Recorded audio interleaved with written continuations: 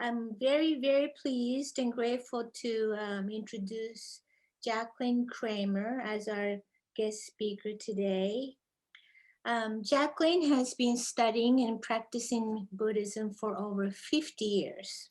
She looks young, but as she applies the practice to pregnancy, birthing, mothering, and homekeeping in her own life, she discovered how skillful and helpful the Buddha's teachings can be to everyone. So she wrote a book, Buddha Mom, The Path of Mindful Mothering, to share these insights, which she graciously sent it to me. Since the publication of this book in 2003, she's been working with moms and others around the world through the nonprofit Hearth Foundation. Now, the focus of her work is transitioning to Awakening at Home, which is a new organization with an outline platform, which recently joined ZPI as a new affiliate group. So, welcome, Jacqueline, and thanks so much for being here. And I understand you'd like to share some materials with us. Yes, I would. Thank you, Miosho. Um, Adjusting to the changings of this, what this is, I just want to take a moment before doing the PowerPoint presentation that I put together for you to dedicate the merit of our time together to the well-being of mothers everywhere all over the world. And uh, uh, just to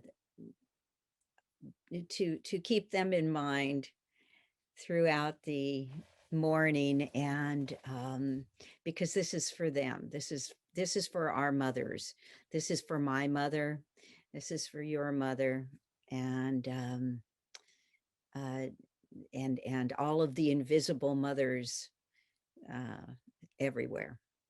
So given that, let's go to screen share here. And there we go. Okay. So as Myoshin said, uh, this is being presented. I've become recently an affiliate of Zen Peacemakers International. The organization that I'm part of is called Awakening Mothers. Um, and so Mioshin said a little bit about the origin story of how this happened, but I just wanted to go a little bit further back. And uh, I started meditating when I was 16. I'm 70 now. And I grew up in Los Angeles, and I started with TM, Transcendental Meditation. And my mother, thankfully, was a very spiritual person and very interested in an ecumenical approach to spirituality. So I used to carry the book Zen Flesh, Zen Bones in my purse when I was a teenager, and very influenced by that, but not directly. I didn't practice Zen at the time. When I was in my 20s, I discovered Theravadan Buddhism through, once again, my mother, who went on a retreat and met a Theravadan nun named Anagarika Dhammadina up in Vancouver, Canada. So my brother and myself and my mother all studied with her up there, went on retreats, 10-day retreats. Um, and this was 3 years before I became pregnant. So before my pregnancy, um, I was very deeply moved and involved with my Theravadan practice. I had had a number of openings, and they don't call them that in Theravadan. It would be called Kensho and Zen, but I wasn't to learn that till many, many, many years later. I just knew that my life was changing drastically, and black was white, and what I thought was important wasn't important, and everything was turned on its head. Um, and and then so I was thinking about coming a Buddhist nun, and um, my teacher said, "No, you're not supposed to do that. If you were supposed to do that, that would be happening, but you're supposed to become a shining example." Had no idea, no clue what she was talking about. Um, so I went on, and I got married, and I got pregnant, and I applied what I had learned from Buddhist practice and study to being pregnant and to giving birth. I gave birth using Vipassana, 20 hours of Vipassana training, not training, practice while giving birth. Um, and the birthing sensation was an incredible meditation object, very compelling. You don't lose focus under that much pain. You really stay focused. And I had the amazing experience of uh, becoming very clear to the point where when I came to transition during birthing, um, uh, there was a lot of clarity because of all the meditation. And it just, everything was bright and beautiful at the end of the birth. Not, it was a very challenging, there were many challenges in the birth, but in the birthing process, but the meditation transformed the process so drastically that it blew my mind completely. And I went into early mothering on that steam. And I have my degree in painting and sculpture, and I'm an artist, and I'm a professional singer. But when I um, became a mother, all of a sudden people weren't so interested in who I was. I became invisible, from being very visible and, to being very invisible. And it was, oh, this is interesting. I'm still the same person, but I'm not visible anymore. And that was a wonderful lesson um, in what a mother experiences and how arbitrary it is in some way. So uh so anyway, so let's see. I'm going to move to the next. um how do I do this? Uh there we go. So fast forward to now. Um the Cohen, um the question, I'm going to read this if I can move this thing around here. There we go. Let's see here. The question for me is, what forms can we create in modern society that will be conducive to seeing the oneness of life? What are the forms that will make it easier for us to experience that state of non-duality? Almost anything we do will cause more dualistic thinking. How do we lead ourselves, our brothers, and our sisters into a state of non-duality? That's the question. That's the koan. And so I would say that was my um, formative koan. And how it came about for me is, after I gave birth, one day my husband and I were very concerned about the nuclear proliferation issue, and the combination of new life and the brightness of that, and death or nuclear proliferation exploded in my consciousness. And we went to a conference, and it was just like there was this, like, everything's going to be eliminated and life is new and fresh, coming together in my consciousness. And one morning I went out to the backyard and there was, my neighbor had a cow, and I looked into the eyes of the cow and saw how beautiful that life is, and how precious it is. And the only thing I wanted to do with what I had left of my life was to pres- preserve and support life. And so I became the koan. I went into the koan. Um, how can I serve? How can I serve was the koan. And that's the question. That's the koan. Um, and so shortly after that, the book Buddha Mom started like coming through me. I wasn't a writer. I never wanted to be a writer. Um, and I didn't know how to write.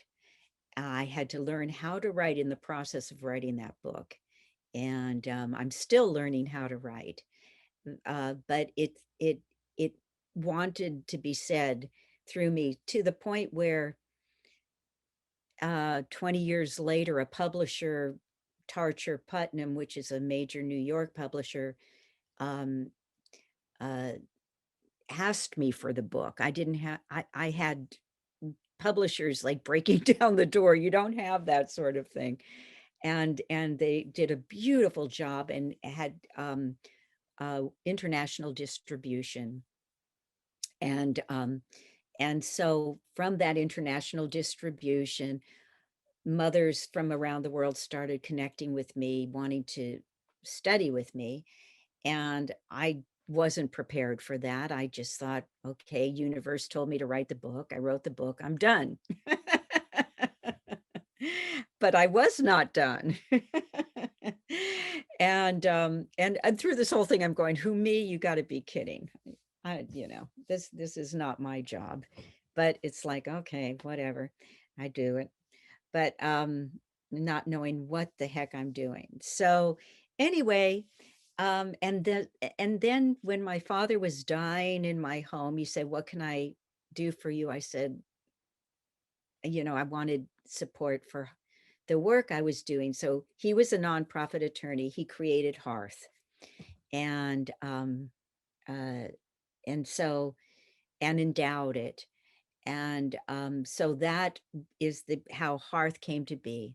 Hearth is now dissolving into Awakening at Home. And so that's the history of this process. And now I would like to go a little bit into the okay, where are we here? Into the um, application of it. So I brought this. This talk today was originally going to be the same talk I gave at Sakyadhita International, and I just wanted to. So I kept this slide on there, even though it's not as pertinent to my work. But I just wanted to say something about Sakyadhita International, because some of you may not know about it. It's a Sakyadhita means daughters of the Buddha. And what Sakyadhita is it's a international group of Buddhist women that meet every other year in a Buddhist country. They've met in Mongolia, they've met in Vietnam, they've met in Singapore. And the one I went to here, they met in Australia.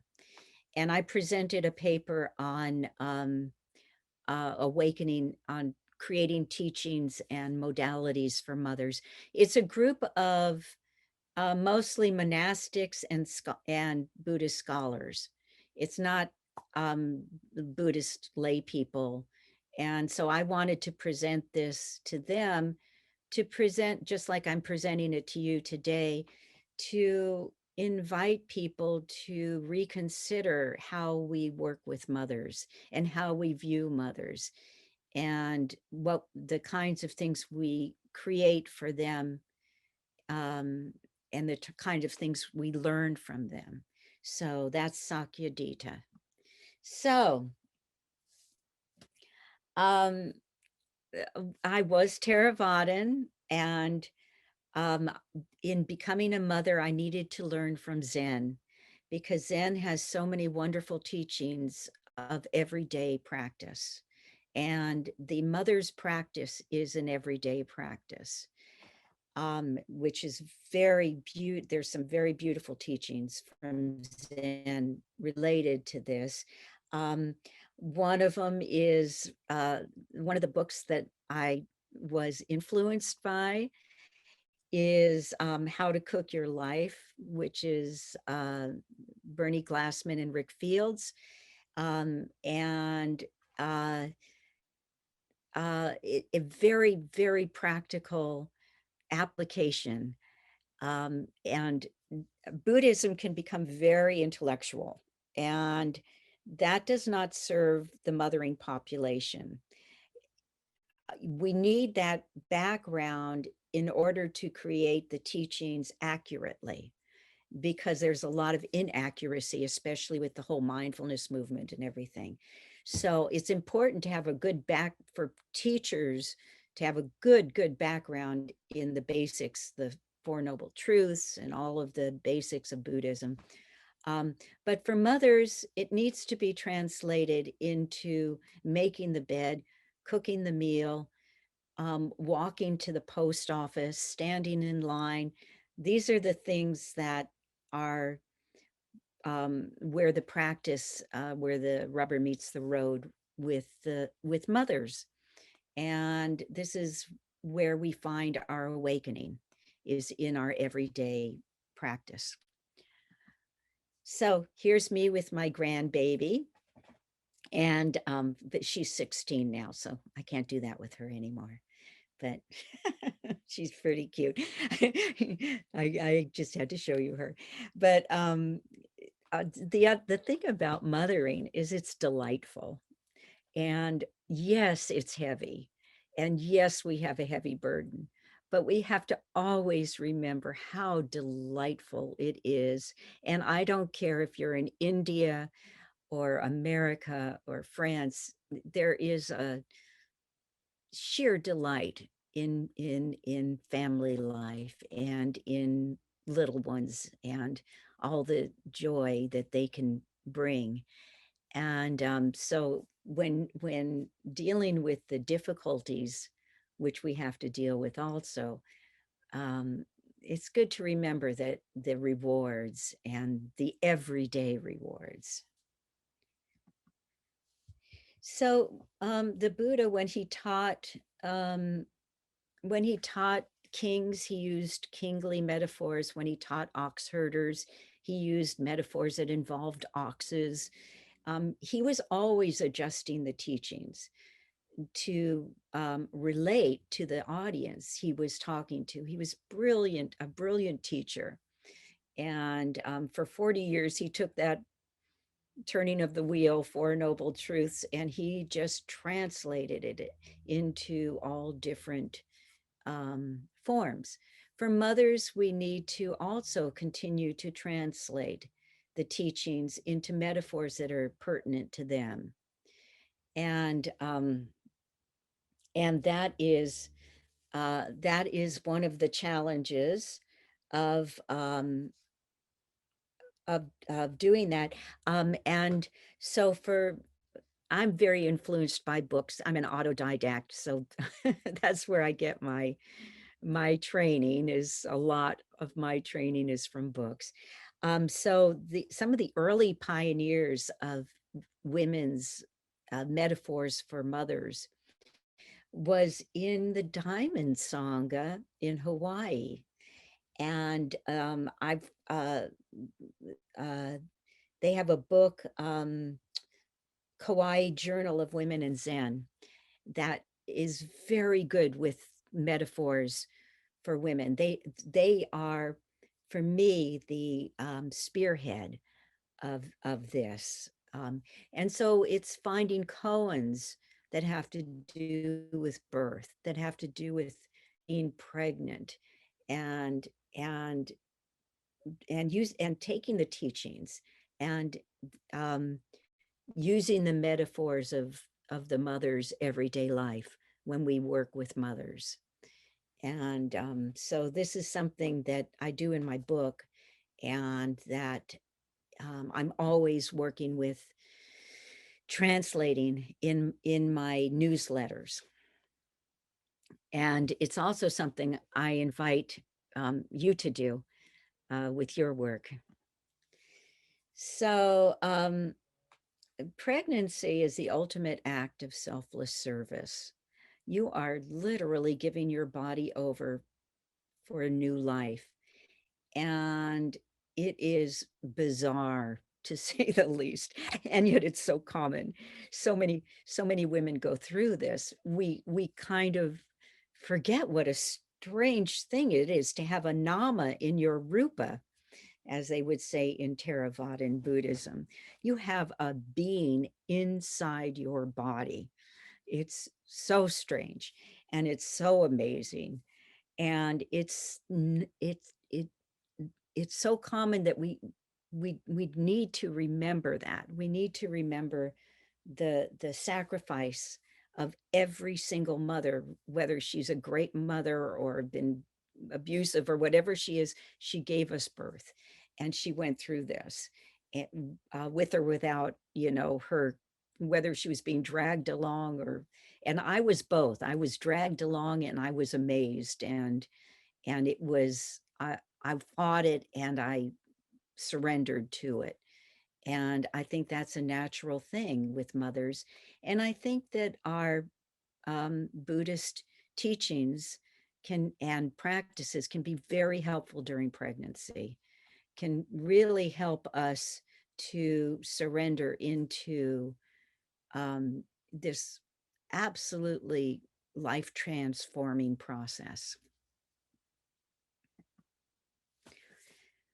Um, Mothering is also fierce, and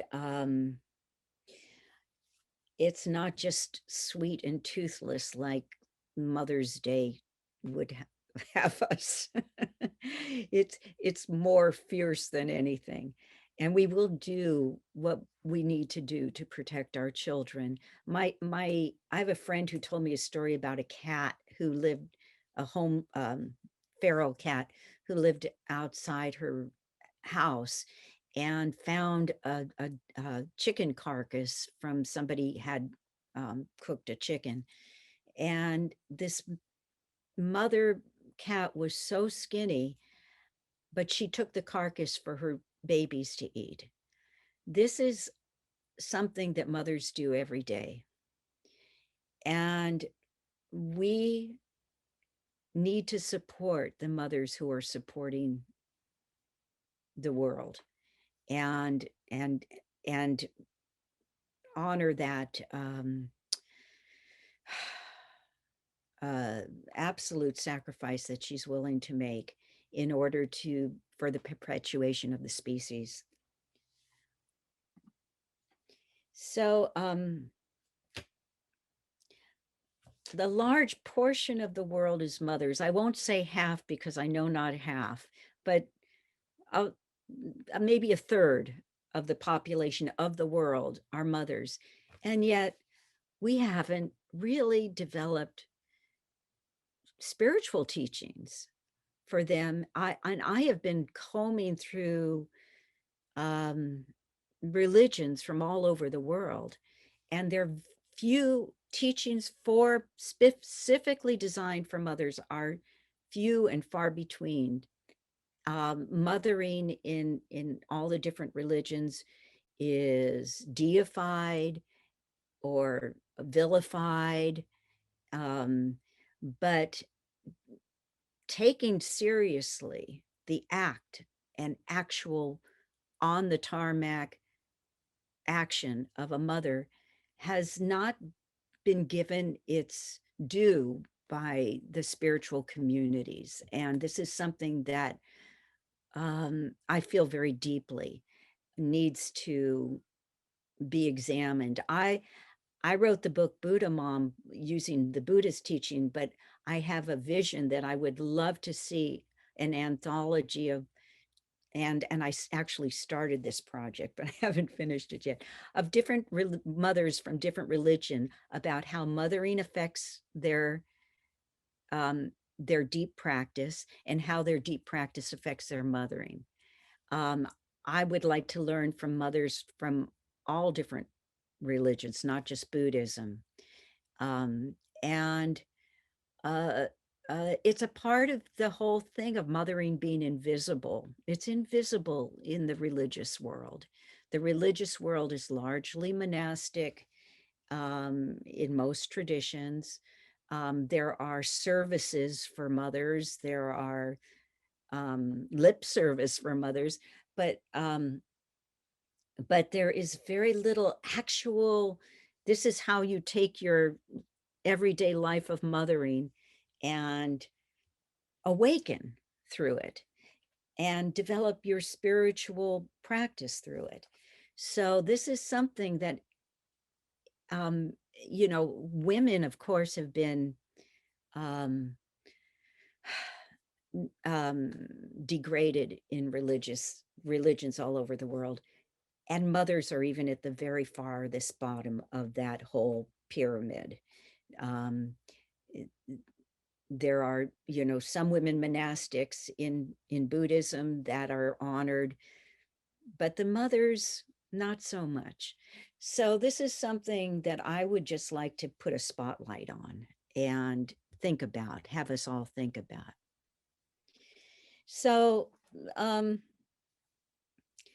mothers are really ripe for the Buddha's teaching. I'm thinking in here about uh, uh, what am I? Impermanence. That's so much part of our everyday life, witnessing impermanence, witnessing our children grow up so fast. And just when we get used to how to deal with them in one stage, they go on to the next and the next and the next. We can't hold on to anything. It's always changing. It's a wonderful um, uh, teaching practice for the wisdom of impermanence and adjusting to impermanence, because we are forced to deal with that. So uh, the a woman who has the Buddha's teachings on impermanence can reframe her experience of all the changes that are going on in her life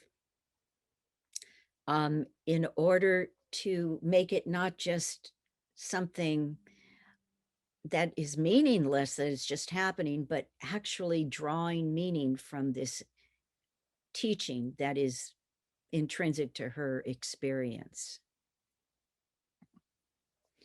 And selfless service is also something that mothers naturally have to deal with. You want to sleep.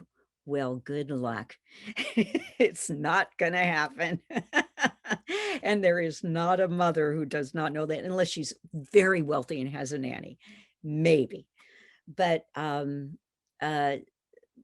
it's so you're constantly being called to give up things that you want for yourself in order to take care of your family, whether it's sleep, whether it's career uh, opportunities, whether it's time for yourself.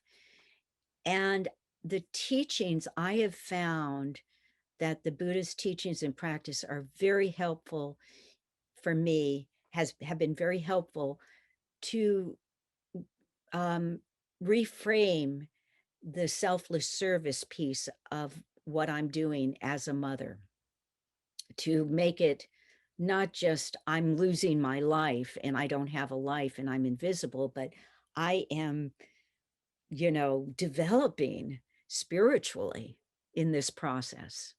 It's not meaningless. It's spiritual development. It's what the monastics try to obtain. And mothers have it like handed to them in a platter. All they have to do is surrender to it. So, uh, in the Eightfold Path, all of the processes are very helpful for mothers to see their everyday practice in the Eightfold Path. And one of the pieces that I've looked at as well, what about what about right concentration? And mothers, of course, mindfulness is very well touted in our culture for mothers, and it is um, very, very useful and important. But concentration, even our concentration is done in the midst of activity. It's not the kind of crystal clear concentration of sitting meditation. You get to the same place, but not by the same route. So it's also um, a place where there needs to be a unique focus on the mother's practice, is on right concentration. Um, the relational aspect of mothering is a real advantage for the mothers too, in relation to their spiritual growth. Um, uh, um, Loving kindness is not uh, uh, uh, uh, something, a verse we need to repeat. It's something we are living. We need to just open that it's already there. There's not a need to um, so much develop loving kindness as there is to allow it to enter us and allow and to acknowledge it. So when I speak of mothering spirituality and mothering practice, I'm not talking about homeschooling or any certain form of parenting. We all have our different ways of parenting, and we all have our different religious orientations too. In um, my students have been practicing Jewish people, practicing Catholics, not just Catholics, but practicing Catholics. And they've taken the Buddhist teachings that I offered into their style of spirituality, their style of parenting. So there's many ways to do parenting, and it's really important to stay open to the diversity um, of styles, rather than, you know, um, uh, mothering Buddhism being all hippie because I'm a hippie, that's just my style. Or back to the land because that's my thing. It's really, it's applicable. The practices and the teachings are applicable regardless of lifestyle. So I invite you, all of you teachers, if any of you other teachers are listening here, to give us the real stuff. You know, it's like a lot of mindfulness for parents is so watered down. We can take the real nitty gritty stuff. Don't underestimate us as a population for awakening. We can awaken right where we are. And in fact, we are awakening. We need help in reframing our experience as such. So now on to the practical work that Hearth has been doing. So Heather, who's here with her dripping roof, uh, uh, was in one of my I think she was in my very first class, Hearth class that so as I said, a little hard. So as I said, people came to me from reading the book and asked me, they wanted more. And so created this thing called creating a lay Buddhist practice, setting up a home practice in the basics of meditation. And we did this really fun thing where we got a group together from all over the place. There were people, I think in Heather's group, there was Wendy from Pennsylvania. There was somebody from New Zealand, and this was before the whole Zoom thing. So we did a board. We had a board of where people wrote their experience down, uh, and I would send out a lesson on Sunday on maybe creating the space in your home for meditation might be the first lesson, and then people would play with it in their home and then express their um, uh, uh, what they experienced um, on the message board. I would do it differently now. I think I would meet once a week on Zoom. It's all of this needs to be revamped because I've changed and the technical capabilities have changed. So I just kept creating class after class as we went along. One on meditation, discussing the various kinds of meditation, the hindrances, the whole thing of meditation. Four Noble Truths, an Eightfold Path, applicable to parenting, the five precepts, Buddhist ethics, the three refuges. This is all, of course, Theravadan. When I go back, I'm going to be altering this because my practice has changed. Everyday practices for busy parents, which are things like generosity and gratitude, the paramitas, basically. So that's everyday practices is basically the paramitas. Home enlightenment, which is stuff like cooking and cleaning and taking the everyday tasks as opportunities for awakening. Facing mortality. I had this experience where three of our students had death in their families in 1 week. I don't know if you remember this, Heather, but three of them had death. Somebody's daughter died, somebody's mother died, and somebody got a cancer diagnosis. And so it's like, okay, I guess we got to talk about death here. And so I created a thing about speaking to our children about death, um, uh, um, uh, exploring our own feelings about what happens when you die, preparing legally and otherwise for death, which is really important for families to.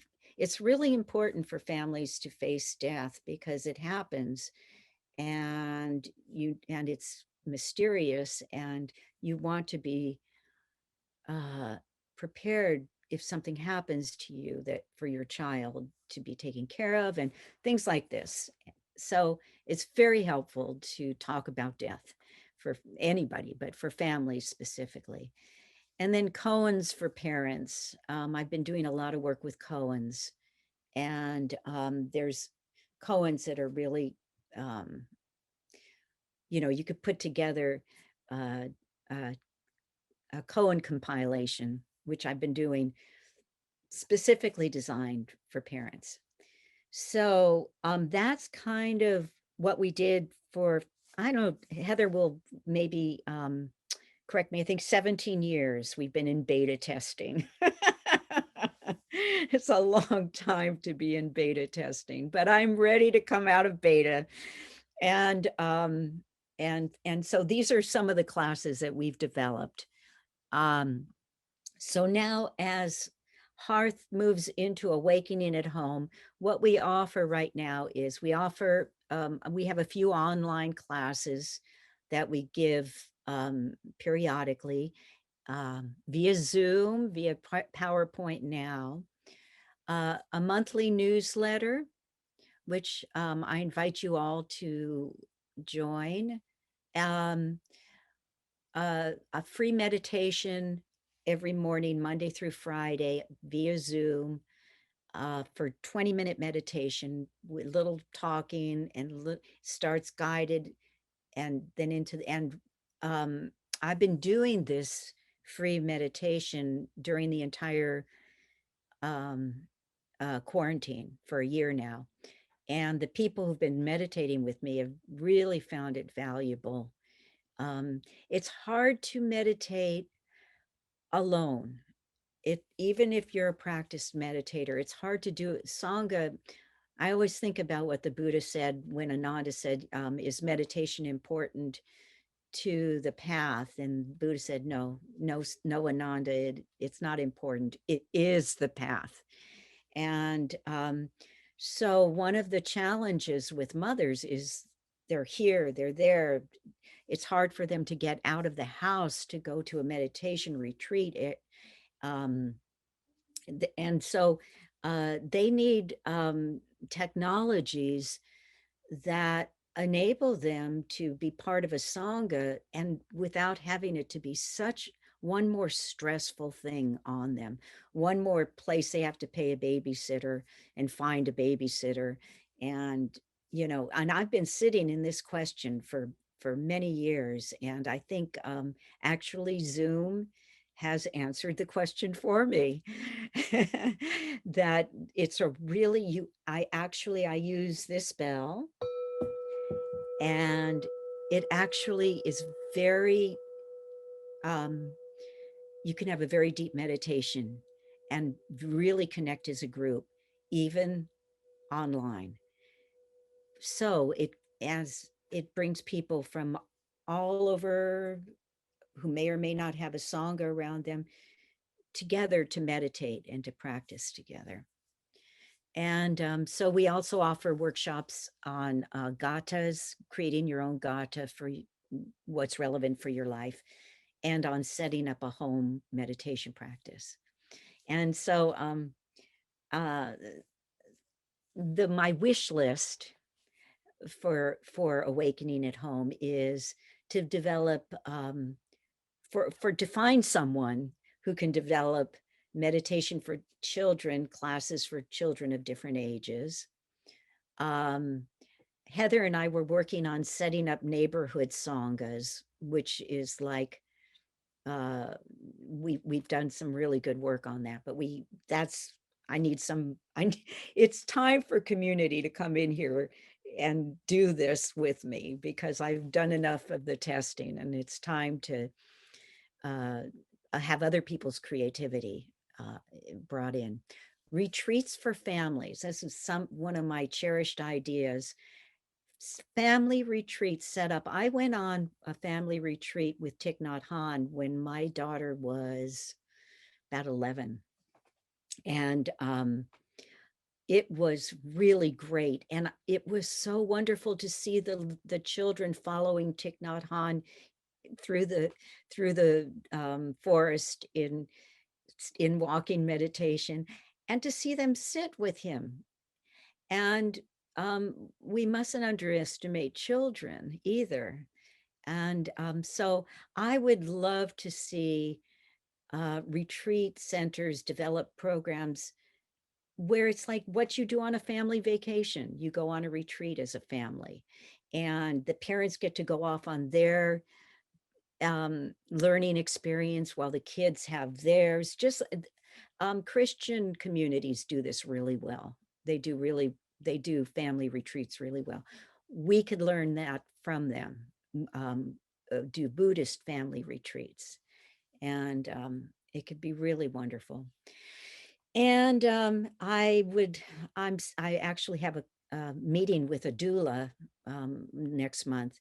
I would like to see meditation programs specifically for pregnancy and birthing. Um, if a woman develops her meditation practice, once she comes to birthing, it can be very helpful. And so I would love to see that.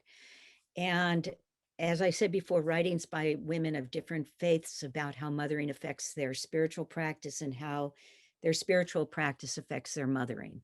That's just a book I have in mind. Or a conference or something.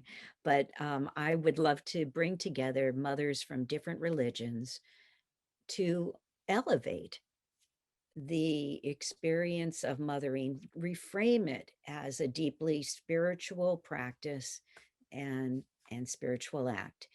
And so I hope you will join me in creating um, programs and things for mothers. And I think we're ready for discussion now, Mirshin. Well, thank you so much, Jacqueline, for taking us through that journey of your awakening and of discovering motherhood as the Dharma unfolding before you. That's really moving, and I wish I had known you when I was giving birth so many years ago. Maybe if you could quit sharing the screen, that would be great. That was Okay, a let me do wonderful, wonderful that. Okay, screen. there we go. Great, thank you. And I will also put the email on your website for the follow-up. Okay. Great. Yeah, thank you so much. And before I ask you questions, I'd like to kind of, speaking of mindfulness and vipassana, I'd like to just sit quietly for 1 minute and just soak everything you said in together.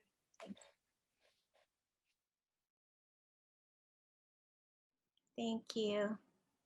There's so much you shared with us, and I don't even know where to begin anymore. But yeah, it was a quick tour though of your long journey of awakening as a mother and homemaker. And one thing that you mentioned during the talk, that being invisible as a mother. Um, when I became, first of all, in this country, yes, motherhood is not viewed as or valued so much as in other countries, such as in Japan, where I'm from.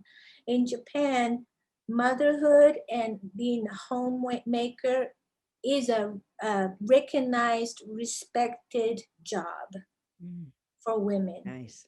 And but in this country, unfortunately, it's not. When people ask you, "What are you?" Oh, I'm a homemaker. Oh, you're just a wife, a housewife. Is what I hear. Mm. Unfortunately, I never had the privilege of being just a housewife. I wish I could have been. you know. I envy so much my cousins who didn't have to work, who Mm, could just be mothers full time and homemakers and dedicate their lives that way, even for a time being, you know. And mm, I wish I knew about more about Zen when I was giving birth, you know, or read your book then, exactly around the same time, 20 years ago, right? So mm, I wish I had known that. I was a single mom with my family still in Japan. I had nobody. mm. I was young and just gave birth. Everybody told me to have an abortion. I said, no, I'm going to have this baby. So I made a choice, right? And I paid for my choice. And in your book, let me find it, and page 38, you talk about the supermom conspiracy, and that in this country we're called to be everything. There's this conspiracy that to be a woman of honor or a person of honor, you have to have this job and have this be a super mom, and then they just do everything Mm. well. Right. And Yeah. I bought into the rhetoric, and I suffered for it. And I As a matter of fact, and you mentioned that it's to have it all means to have a choice, in the next page. And it's hard to have a choice when you're when you're have to be have when you're called to be a super mom, to be everything, have to provide for the house, provide for my son, and take care of my son, and go to work, and then think about building a better future in by getting education or continuing education. I was called to all that Mhm. all at the same time. So for mothers like that, single moms especially, do you have, from your long journey of learning Buddhism, do you have a special message for mothers like me? Fortunately, I'm married now and my son's growing and no more problems. He had a behavioral problem on top of that. So, so do you have any special message for single moms? Yeah, I was a single mom too. Oh, So my husband and I divorced when my daughter was 4, and she had behavioral problems from that. I mean, she had a lot of anger, and so I was always dealing with that. And I my income uh, plummeted when I got a divorce. I had to go back to work, um, and I couldn't. I was going to graduate school in gerontology, and I had to leave that. Um, I it was, and then I got chronic fatigue syndrome. So I was a single mother with chronic fatigue syndrome when my daughter was young and angry, and I was just skimming along, making it. And I think the thing is that we don't know what life is going to hand us. And what the good news is that whatever life hands us, the teachings are useful and the practices are useful. I credit um, my practice with helping me make it through that time where I when I had chronic fatigue syndrome, they didn't even know what it was. And so not only was I so sick I couldn't get out of bed, but people doubted, and there was no cure, and I didn't know where it was going. It was a total mystery at that time. Now people, there's more information on it, but I just thought I was dying, and watching my life force just drain out. But even within that very challenging situation, um, uh, I remember there was a point which I couldn't do anything but lie in bed. And I looked out the window and there was a bird on the tree. And it was so beautiful. And so I wasn't bereft of the beauty of life, even when so much had been taken away. Um, uh, and in terms of having to work, I relinquished a career in favor of a job because I couldn't pursue a career. I pursued a job. I had a job. I, you know what it's, I'm trying to think and really give you an answer to what you're saying, what you're asking, my ocean. Um, uh, it's about when you have to tighten the belt, you tighten the belt, and you don't add a lot of other stuff onto it. So I had much less to live on. So what I did is I learned how to have these envelopes to budget very tightly. And I had envelopes that maybe I put $20 in a week that would go for um uh I don't know what, like clothing or something. And then when it accumulates, so I developed technologies to deal with the economics of it. But I think um I think we really get messed up when we drag along expectations of what life should be, what we think it should be, instead of just dealing with what it is. And there's a lot of suffering that comes from wanting things to be different than how they are. And so I learned from Buddhism and from my practice to, um, rather than wanting things to be different than how they are, to deal with what was in front of me to deal with. And in that sense, my life was just like it was before, in the sense that there were hard things and there were beautiful things and there was the whole smorgasbord, but I didn't have the whole mental, I should be, this is my prime of my life, I should be developing a career right now. I had to drop that if I were to be happy. And it wasn't easy, I mean, it's not something I wanted to drop. I was very ambitious, but I had to, I was forced. It was, and so I think the teachings are really helpful for that situation of, the challenges. I mean, what good are the teachings if they're not useful for the hardest part of our lives? And they did see me through, um,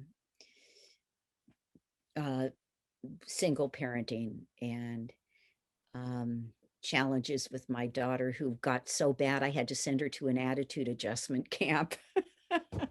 That's in the book too. You probably haven't read that part yet, but Yeah. she was a challenge, really pedal to metal challenge teenager. This was not an, I did not have an easy, cushy time of it.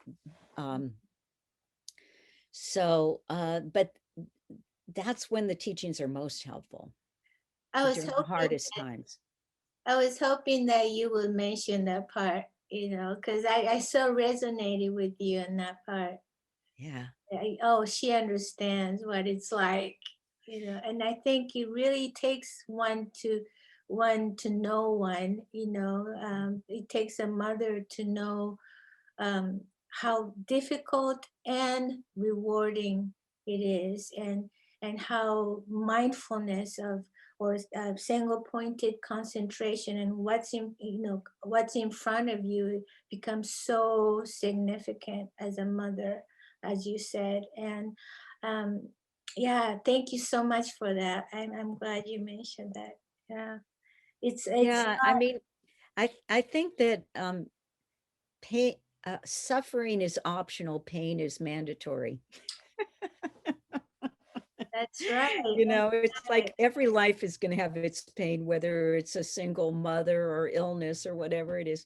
But the suffering is the part that the Buddhists say we don't need to hang on to. Exactly. It's like we drag our lives like a bunch of tin cans behind us.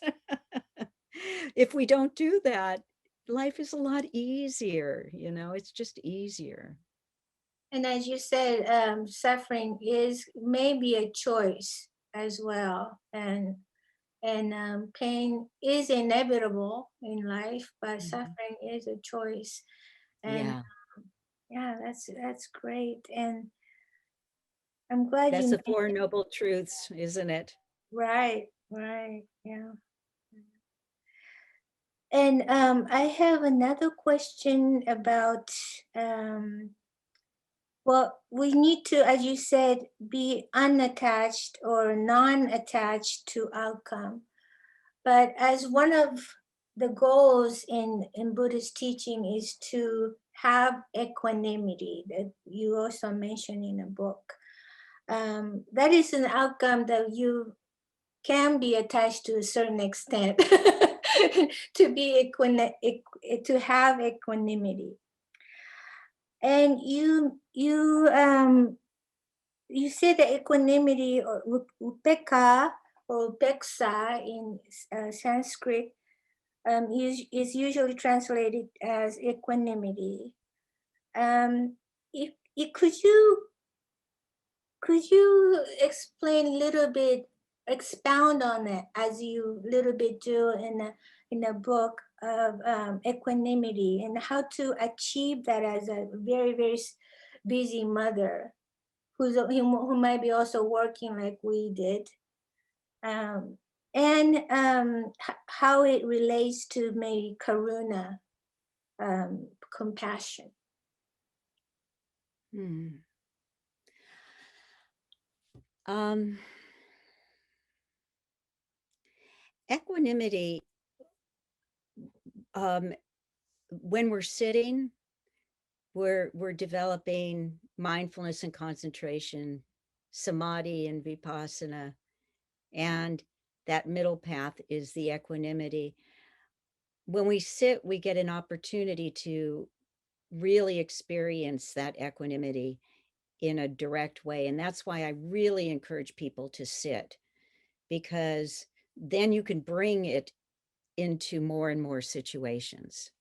But it gives you a good taste of what it's like um, to walk that balancing line between past and present. That's what I think of equanimity is that place that we inhabit between past and future, which is the present moment. And that's where equanimity lives. So we just naturally experience equanimity when we're in the present moment. And we get thrown off balance um, when we are thinking about the past or the future. And so in sitting meditation, we get the opportunity to just have a real pure experience of it. And I think that's very valuable for then bringing that experience of being in the moment right as it is without wanting it to be different, um, without picking and choosing. So equanimity for me is not picking or choosing. It's like, okay, I'm here. It's not, um, I'm a single mom who's sick. I don't want to be sick. I can't, you know, I want to do this. I want to do that. And I used to do this and that. It's dropping that picking and choosing and being with what is. And that is equanimity for me. And I think that karuna, compassion, naturally arises out of that because it's you can't be with somebody else unless you could be with yourself.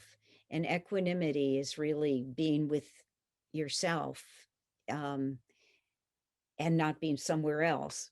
So by bringing yourself into a state of equanimity through bringing yourself into the present moment, um, you really feel you bear witness, from that state of um, to whatever is in your environment, and rather than shutting it out, which is what I think is something that happens very easily.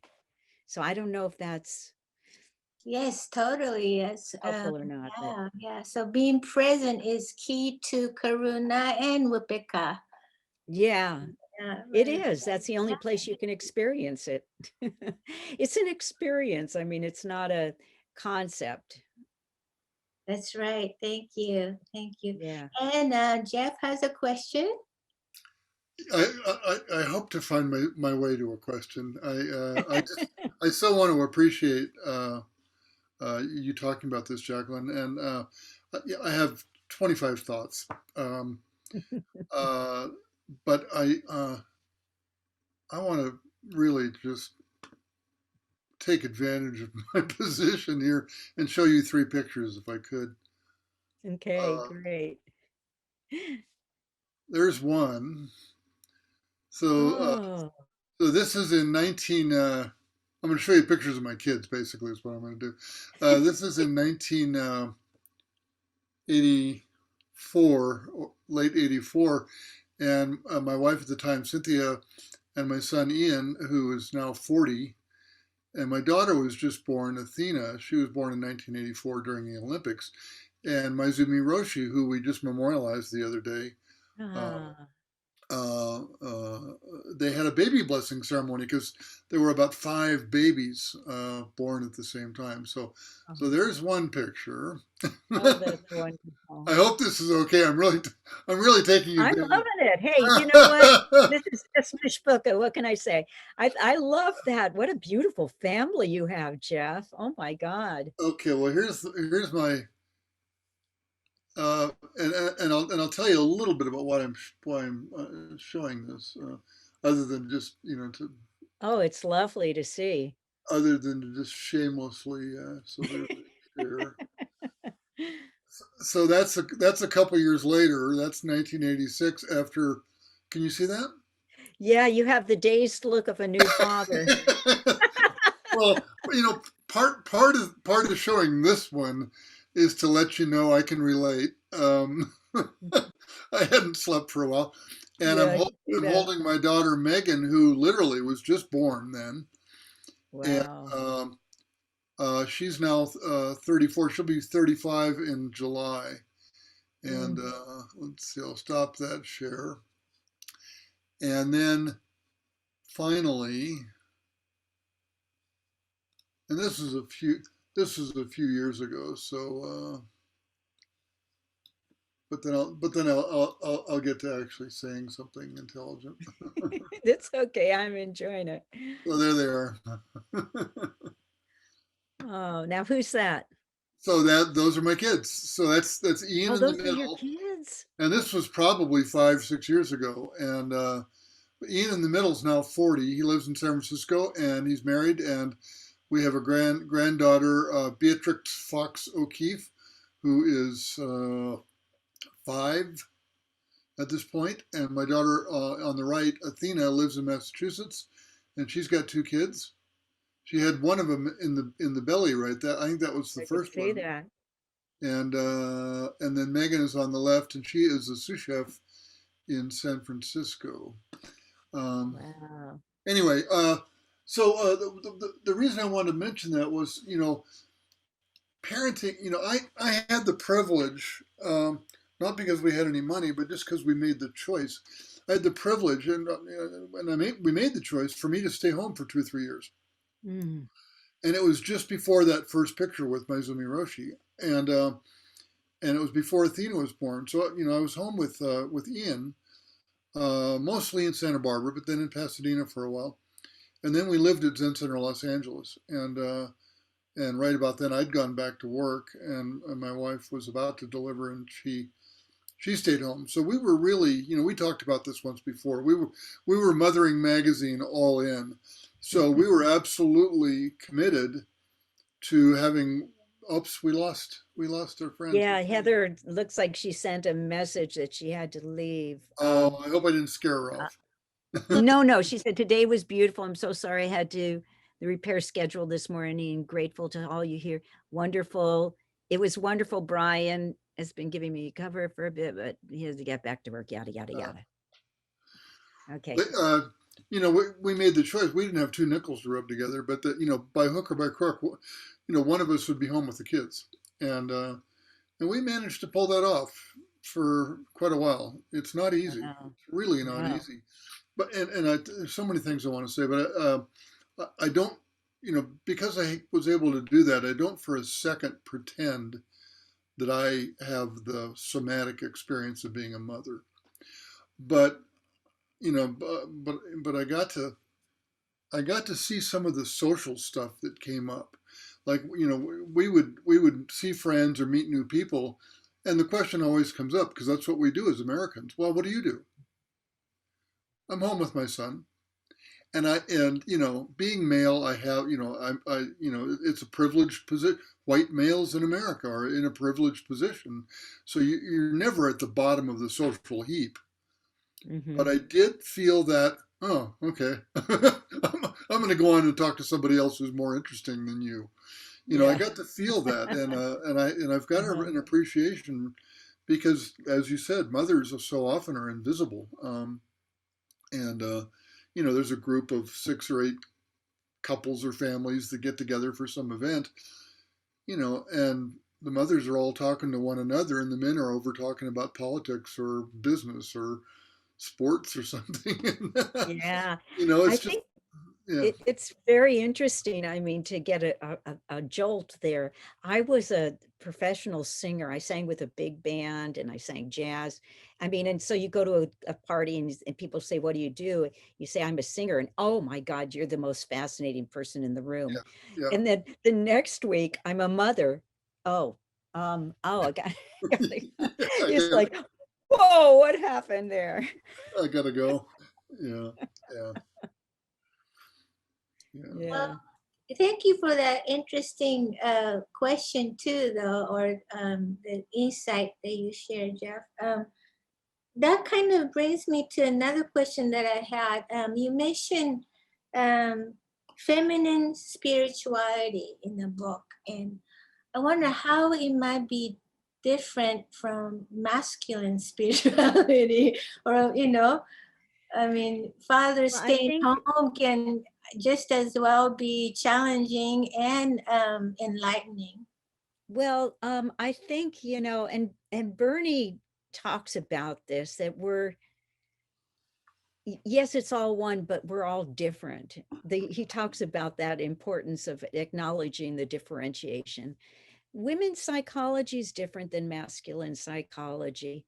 And it doesn't mean that men don't embody feminine psychology and women don't embody masculine psychology, and that we all have those things in different degrees and stuff like that. You know, a, a woman might embody more of a masculine orientation, or a man a feminine. But there is a difference between men and women, and there is a difference between uh, a feminine, and this is not me saying this, this is like um, Jungian psychology and um, uh, a lot of other spiritual principles talk about the feminine and the masculine and the different.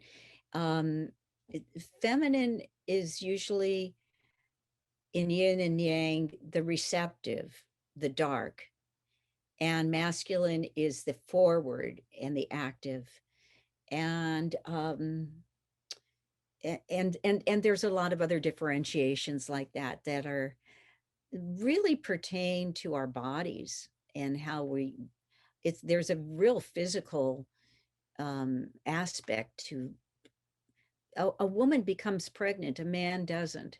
That's a big difference in all sorts of things. Like, sex is so central to the human experience, to any animal experience, but to the human experience. A woman, when she has sex, can become pregnant. A man, not so much. It creates a whole different psychology of everything. A woman needs to take responsibility in a different way because it's it's going to be growing inside of her body, and that's a big difference. Um, so there's a number of things like that. I mean, I can't. I mean, there's so much to that question that it would take volumes to explore. But I do Another honor. course. Huh? Another course Yeah, for oh, both that's a mothers whole and nother, that's a fathers. big subject. But Yeah. there is a difference. And when the book came out, I gave talks, and I gave this one talk in an auditorium, and there was a man there, like, I've had a lot of men really angry at me for focusing on mothering. Well, what about men? Aren't men important? I said, of course they are. But being a man is different than being a woman. And giving mothering is different than fathering because of the pregnancy and the giving birth. And it's a different hormonal thing that happens. And that um colors the psychology of the whole thing. But yeah, so uh feminine spirituality is something I've done a lot of studying of and a lot of looking at. It's really important to me. The whole issue of women and spirituality is kind of central to my work.